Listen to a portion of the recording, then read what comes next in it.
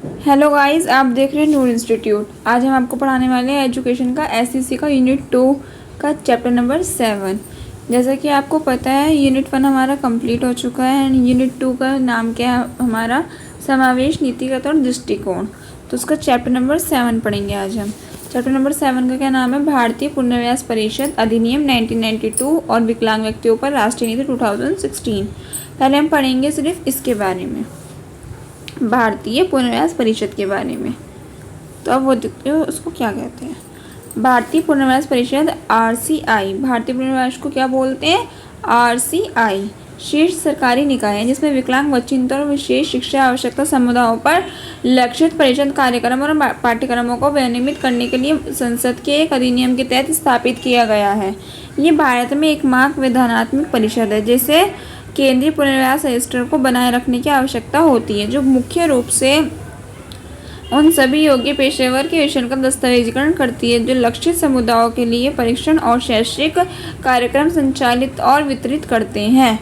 वर्ष 2000 में भारतीय पुनर्वास परिषद संशोधन अधिनियम 2000 भारत सरकार द्वारा पेश किया गया और इसके परिणाम स्वरूप अधिसूचित किया गया। संशोधन ने पहले के विभिन्न पुनर्वास परिषद अधिनियम 1992 के भीतर प्रदान की गई परिभाषाओं और चर्चाओं को एक बड़े अधिनियम के दायरे में लाया। आधारत विकलांग व्यक्ति समान अवसर अधिकारों का संरक्षण और पूर्ण भागीदारी अधिनियम 1995। अब हम पढ़ेंगे आरसीआई के उद्देश्य। आरसीआई किसको बोला था आरसीआई, भारतीय पुनर्वास परिषद को हम आरसीआई बोला है, उसका शॉर्ट फॉर्म है आरसीआई। उसके हम उद्देश्य पढ़ते हैं। विकलांग व्यक्ति के पुनर्वास के क्षेत्र में परीक्षण नीति और कार्यक्रमों को विनियमित करना, विकलांग व्यक्ति से निपटने वाले पेशेवर के लिए प्रशिक्षण पाठ्यक्रमों का मानकीकरण करना, विकलांग लोगों के साथ काम करने वाले पेशेवर कर्मियों के विशेष के लिए न्यूनतम मानकों का निर्धारित करना, इन मानकों को पूरे देश में सभी परीक्षण संस्थानों के समान रूप से विनियमित करना। 5th पॉइंट है, विकलांग व्यक्तियों के पुनर्वास के क्षेत्र में मास्टर डिग्री, स्नातक डिग्री, पीजी, डिप्लोमा प्रमाण पत्र, पाठ्यक्रम चलाने वाले संस्थान, संगठन, विश्वविद्यालय को मान्यता देना।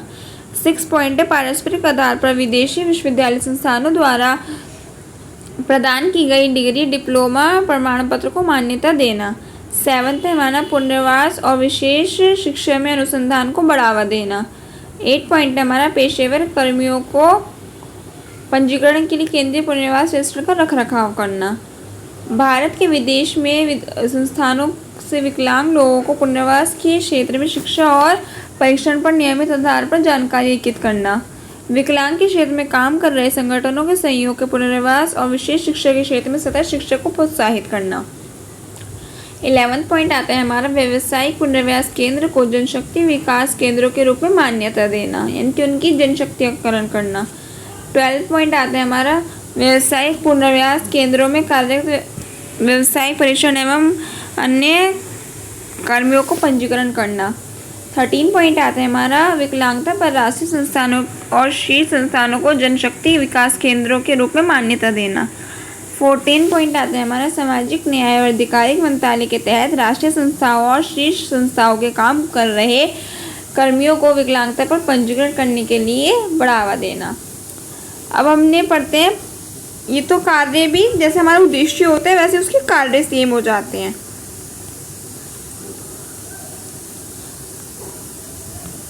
अब हम पढ़ेंगे विकलांगों के लिए राष्ट्रीय नीति 2006। अभी हमने क्या पढ़ा था, भारतीय पुनर्वास परिषद 1992 और हम पढ़ेंगे विकलांगों के लिए जो नीति है 2006, विकलांगों के लिए राष्ट्रीय नीति 2006। भारत सरकार अपने सभी नागरिकों के लिए समानता, स्वतंत्रता, न्याय व गरिमा सुनिश्चित करता है। यानी कि जो भारत सरकार का संविधान है वो किस पे है कि नागरिकों को समानता मिले, स्वतंत्रता, न्याय, ये सब हो, उनके साथ गरिमा सुनिश्चित हो। और स्पष्ट रूप से ये विकलांग व्यक्ति समेत संयुक्त समाज बनाने पर जोर डालती है, यानी कि इसमें संयुक्त, यानी कि जो विकलांग है वो भी संयुक्त, यानी कि वो भी ऐड हो। हाल के वर्षों में विकलांगों के लिए प्रति समाज का नजरिया तेजी से बदलता है। ये माना जाता है कि यदि विकलांग व्यक्तियों को समान अवसर तथा प्रभावी पुनर्वास की सुविधा मिले तो वे बेहतर गुणवत्तापूर्ण जीवन का व्यतीत कर सकते हैं।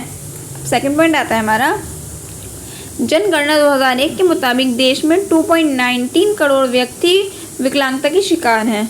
जो कुल जनसंख्या का 2.13% हिस्सा है। 75% विकलांग व्यक्ति ग्रामीण इलाकों में रहते हैं तथा 49% विकलांग व्यक्ति साक्षर हैं। वह 34% रोजगार प्राप्त हैं। अब सिर्फ किसको मिला है, इतने में से किसको मिला है, सिर्फ 34% लोगों को रोजगार प्राप्त है। रोजगार सिर्फ किसको मिला है, 34% लोगों को मिला है। पूर्ण के मेडिकल पुनर्वास पर जोर डालने के बजाय अब सामाजिक पुनर्वास पर अधिक ध्यान दिया जा रहा है।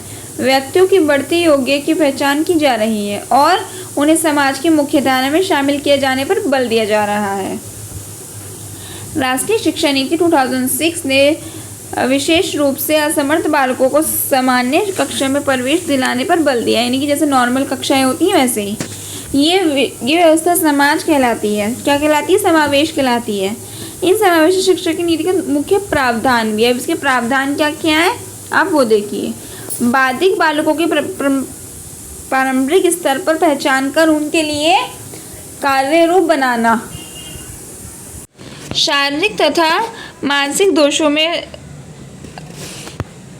बालिकाओं को प्रारंभिक स्तर पर पहचान करने के लिए उनके कार्य रूप बनाना। सेकंड पॉइंट आता है हमारा, शारीरिक तथा मानसिक दोषों में ग्रस्त बालकों को सामान्य विद्यालयों से संभावित अपमान, तिरस्कार तथा हीन भावना से बचाने को प्रतिस्थापित करना, यानी कि जो शारीरिक और मानसिक रूप से अस्वस्थ बच्चे होते हैं, यानी कि स्वस्थ नहीं होते, उन अस्वस्थ जो होते हैं उनको अपमान भी सहना पड़ता है, बहुत लोग उनको बहुत बुरा भला बोलते हैं, तो वो सब खत्म करना। थर्ड है हमारा, सामान्य शिक्षा संस्थाओं में विशिष्ट शिक्षा के कार्यक्रमों को उपयोग करने के लिए संस्थान एजेंसी के रूप में सेवाएं उपलब्ध कराना, उनको अलग अलग तरह की सेवाएं देना। फोर्थ है हमारा, विकलांग बालकों को लाभार्थ विभिन्न